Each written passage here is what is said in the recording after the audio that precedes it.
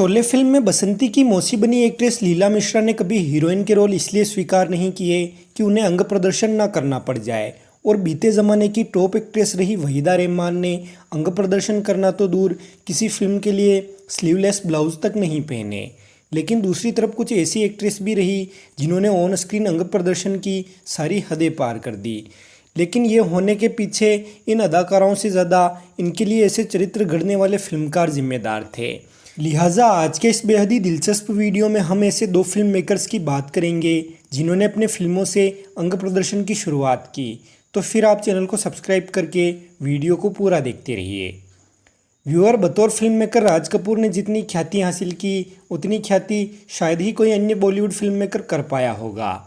इस ख्याति के चलते उन्हें शोमैन और द ग्रेटेस्ट शोमैन के साथ बॉलीवुड का चार्ली चैपलिन भी कहा गया। साल 1948 में आई आग वो पहली फिल्म थी जिसे राज कपूर ने डायरेक्ट और प्रोड्यूस किया। आग फिल्म कोई खास मुकाम हासिल नहीं कर पाई, लेकिन इसके बाद 1949 की बरसात, 1951 की आवारा, 54 की बूट पॉलिश, 1955 की श्री 420, 1960 की जिस देश में गंगा बहती है और 1964 की संगम वो फिल्में रही जिन्होंने क्लासिक्स का दर्जा हासिल किया और इन्हीं की बदौलत राज कपूर को द ग्रेट शोमैन की संज्ञा मिली। संगम के बाद राज कपूर ने मेरा नाम जोकर फिल्म बनाई जो कि साल 1970 में रिलीज हुई। रिलीज के समय तो मेरा नाम जोकर फ्लॉप रही, लेकिन बाद में इसने भी एक कल्ट फिल्म होने का दर्जा हासिल किया। मेरा नाम जोकर राज कपूर की भी और बॉलीवुड की भी शायद ऐसी पहली फिल्म थी जिसमें किसी एक्ट्रेस को पीछे से पूर्णतः नग्न दिखाया गया हो।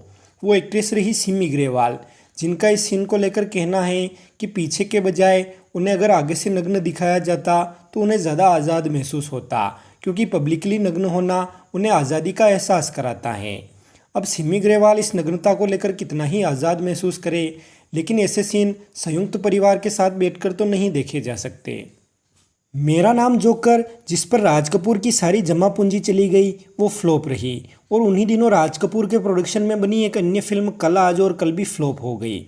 राज कपूर को घाटे से उबरना था, इसलिए दर्शकों को आकर्षित करने के लिए उन्होंने उनकी अगली फिल्म बॉबी में बतौर लीड एक्ट्रेस पहली बार दिखी 16 साल की डिम्पल कपाड़िया को तो अर्धनग्न दिखाया ही, साथ ही उन्होंने इसी फिल्म में बतौर लीड एक्टर ऋषि कपूर यानी उनके बड़े बेटे को लॉन्च किया और उसे तो पूर्णतः नग्न दिखा दिया।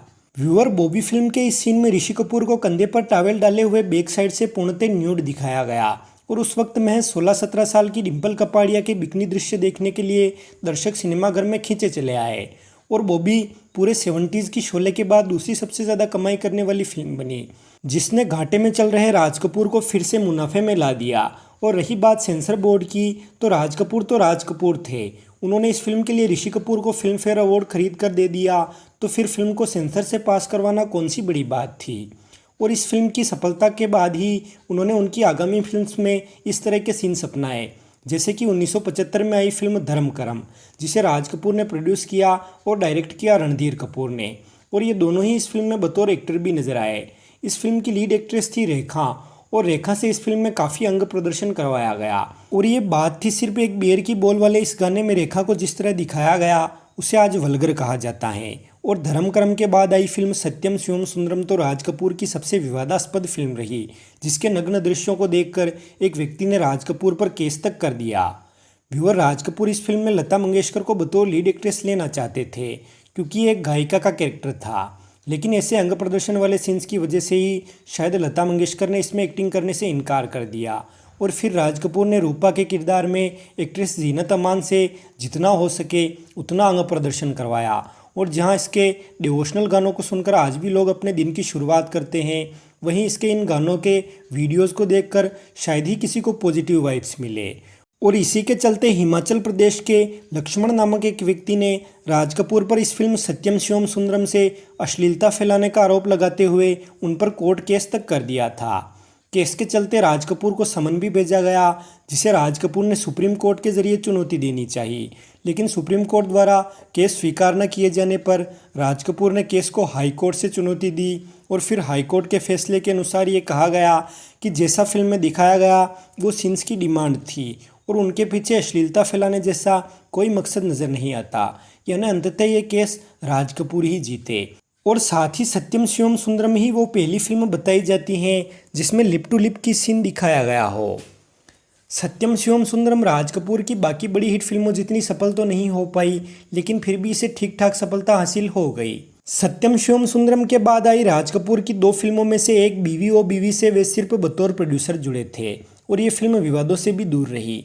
तथा दूसरी फिल्म प्रेम रोग, जिसमें राज कपूर ने फिर से सोशल मुद्दे को उठाया और इसकी तुलना राज कपूर की 50s की फिल्मों से की गई।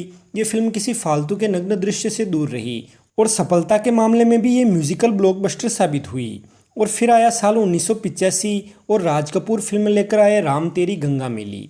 राम तेरी गंगा मैली एक बेहतरीन फिल्म है, बस इसके 2-3 सीन्स को छोड़कर। एक मंदाकिनी और राजीव कपूर पर फिल्माया गया इंटीमेट सीन, दूसरा ब्रेस्ट फीडिंग सीन, और ये दोनों ही सीन तो फिर भी स्क्रिप्ट की डिमांड कहे जा सकते हैं। लेकिन ये झरने के नीचे पारदर्शी साड़ी में नहाने वाला दृश्य तो साफ तौर पर कंट्रोवर्सी क्रिएट करने के लिए रखा गया होगा।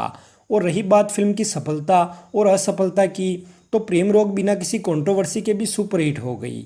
हालांकि राम तेरी गंगा मैली ने प्रेम रोग के मुकाबले कई गुना ज़्यादा सफलता हासिल की, जिसकी इस पारदर्शी साड़ी वाले सीन के बजाय कोई अन्य वजह भी हो सकती है, लेकिन सारा श्रेय इस दृश्य को मिला। और फिर फिल्म मेकर्स अपनी फिल्मों के लिए ऐसे सीन धड़ल्ले से फिल्माने लग गए।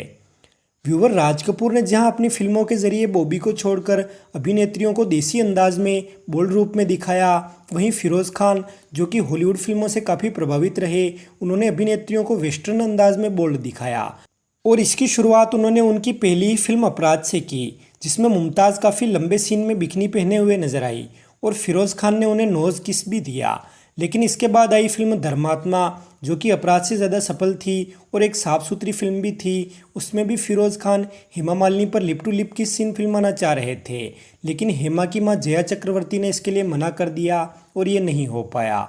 लेकिन फिर आया साल 1980 और रिलीज़ हुई फिरोज़ खान के करियर की सबसे सफल फिल्म कुर्बानी। कुर्बानी में उस दौर में सेक्स सिंबल का टैग हासिल करने वाली एक्ट्रेस जीनत अमान को फिरोज़ खान ने एक बार डांसर के किरदार में काफ़ी बोल्ड अंदाज में दिखाया।